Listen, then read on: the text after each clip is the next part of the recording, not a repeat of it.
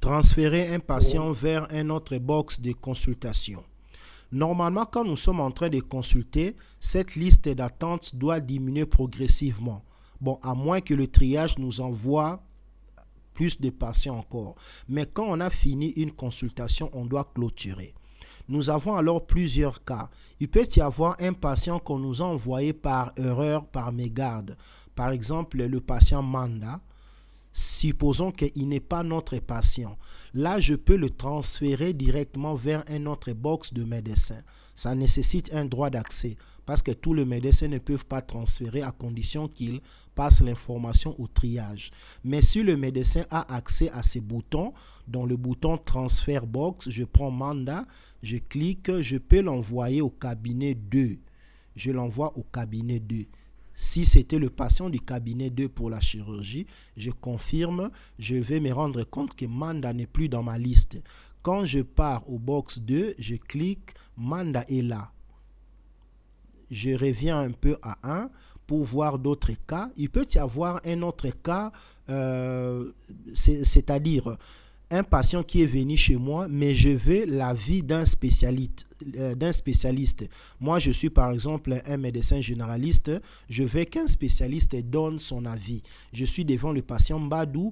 Je l'ai consulté. J'ai mis tout ce qu'il fallait mettre, mais je n'ai fini pas encore la consultation, je ne le clôture pas, je le transfère dans un autre box d'un médecin qui est présent là-bas.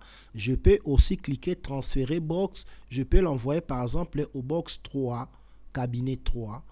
Vous voyez que le patient n'est plus dans ma liste d'attente. De l'autre côté aussi, si le médecin veut me retourner le patient, il va faire exactement la même opération. Là, je verrai directement le patient sur la file d'attente. Comme je vous avais dit au départ, il faudra de temps en temps actualiser, parce qu'on peut me renvoyer le patient et que je ne le vois pas du coup.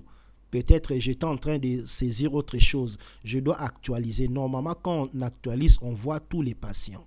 Donc, si aussi, il y a aussi un autre cas, dernier cas peut-être, j'ai fini de consulter, je dois quitter mon cabinet maintenant parce que j'ai une urgence. Mais je ne peux pas laisser 2 patients en attente, les patients qui attendent les consultations.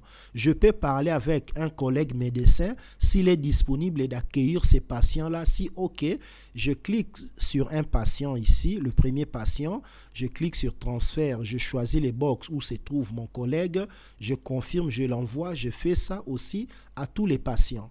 Ça peut aussi arriver qu'un patient était rentré, il est fatigué, donc je peux renvoyer peut-être dans un box virtuel nommé par exemple box de patients non consultés ou bien de patients en absence. Là, ça dépend maintenant de la configuration du logiciel dans votre hôpital. Donc, ce bouton est très important. Même si j'avais démarré par erreur une consultation qui n'était pas la mienne, je peux directement transférer la consultation dans un autre cabinet du médecin.